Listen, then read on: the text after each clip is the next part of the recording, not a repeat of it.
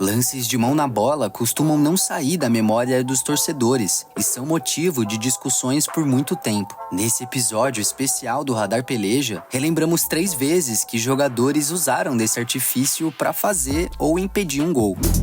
Aqui no Brasil, logo que acabam os jogos da rodada, começam os programas de debate na TV. E uma das pautas mais discutidas, quase sempre, é a atuação da arbitragem. Segundo grande parte dos comentaristas, os árbitros do Brasil, historicamente, são fracos comparados aos de campeonatos de ponta, principalmente os da Europa. Mas uma partida apitada por um norueguês na Champions League de 2009 mostrou que tem dias que ser juiz da América do Sul ou da Europa não faz tanta diferença assim.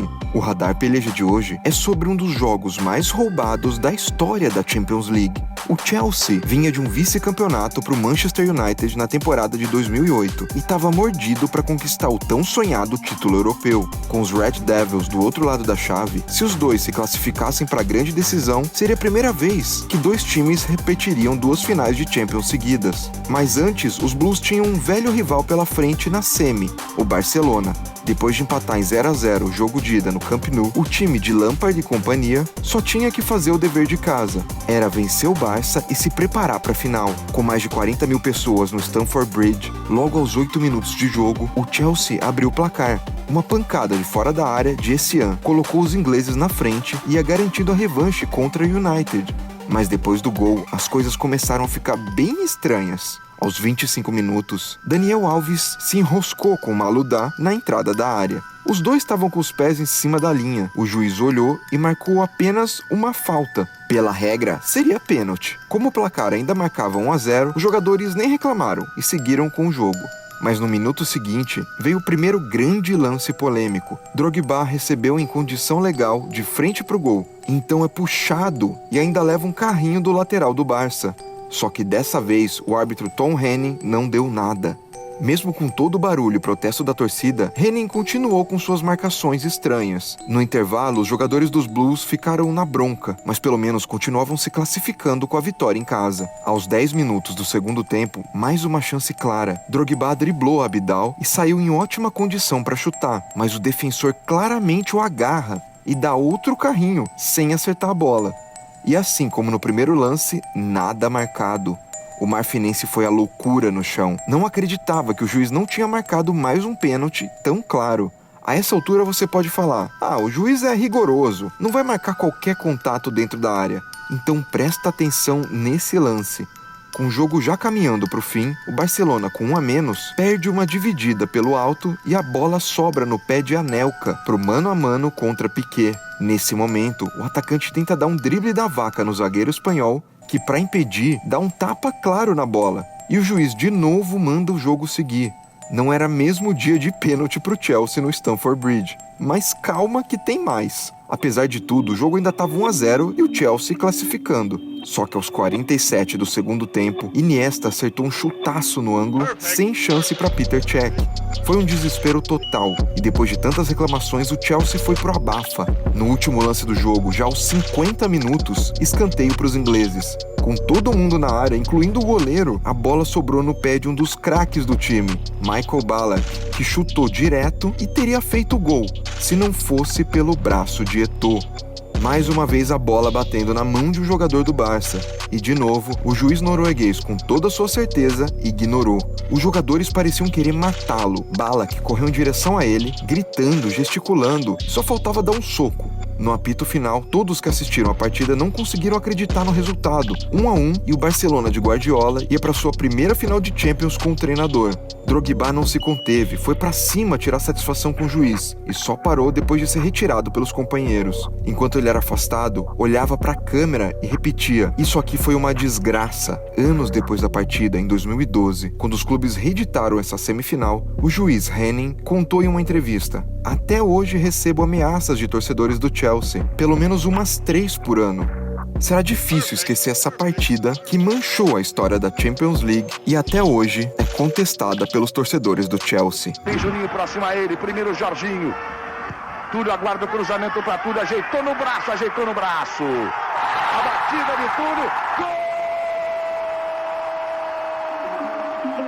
Foi com esse gol de Túlio Maravilha que a seleção brasileira conseguiu levar para os pênaltis a semifinal contra a Argentina na Copa América de 95. E assim como a celebrada Mano de Dios de Maradona, o braço de Túlio foi levado na zoeira pela imprensa e pela torcida brasileira. Em 2009, teve um erro de arbitragem parecido que envolveu um dos melhores jogadores da história e uma vaga para a Copa do Mundo. Mas a única sensação que causou foi vergonha. O Radar Peleja de hoje é sobre quando a França precisou de uma mãozinha para se classificar para uma Copa.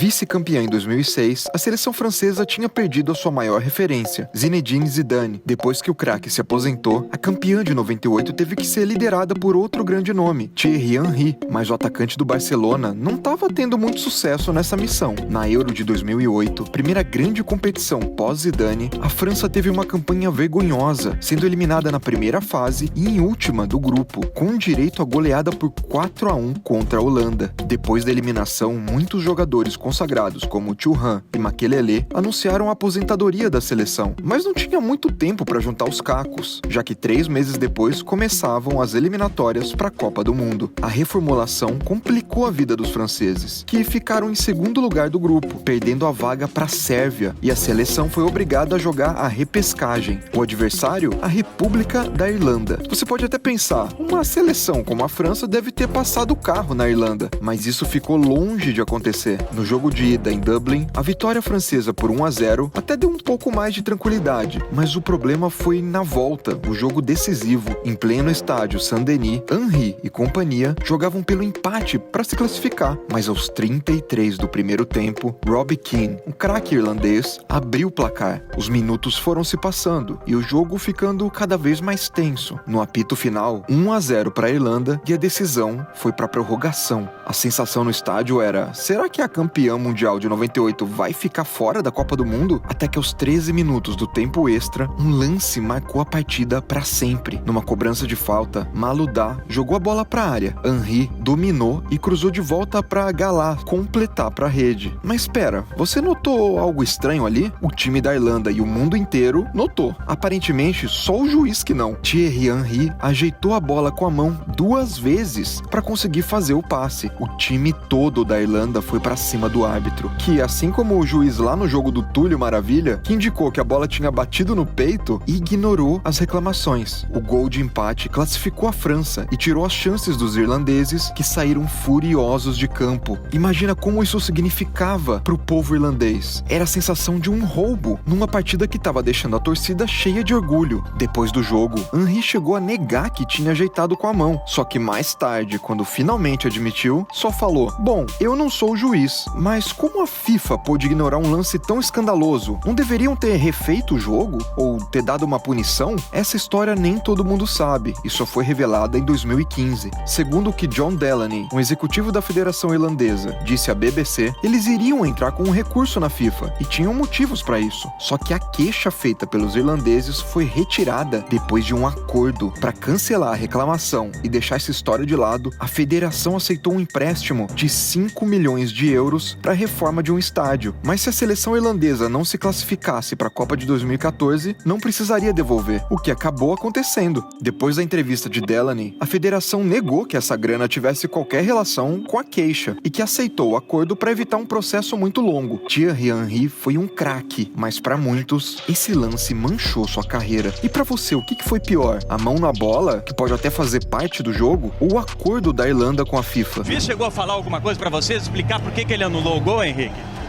É um banana, é isso que ele é. Tô sempre pro time da casa, esses bananas. Essa entrevista do Henrique, zagueiro do Palmeiras, mostra que o time estava inconformado com a anulação de um gol no jogo contra o Inter, em 2012. Esse lance fez parte da luta do Palmeiras contra o rebaixamento naquele ano e causou uma polêmica muito grande, que vários torcedores ainda não se esqueceram. É por isso que o Radar Peleja de hoje conta a história do gol de mão do Barcos.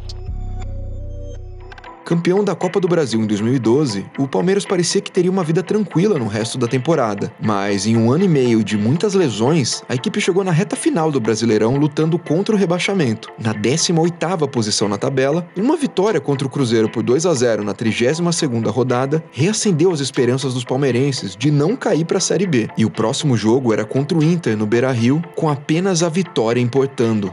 O Palmeiras abriu o placar no primeiro tempo, mas viu o Inter virar o jogo no segundo tempo com o gol do Rafael Moura. A maior esperança era o atacante Hernan Barcos. O Pirata, como ele era chamado, era o principal nome do Palmeiras naquela temporada e terminou o ano entre os maiores artilheiros do país com 28 gols. Aos 16 minutos do segundo tempo, ele atendeu às expectativas e empatou o jogo, mas começou uma confusão. O gol do Barcos foi feito com a mão, mas tanto o juiz quanto os assistentes confirmaram esse gol. Depois de muita, mas muita reclamação dos jogadores do Inter e também muita conversa, o árbitro voltou atrás e anulou o gol.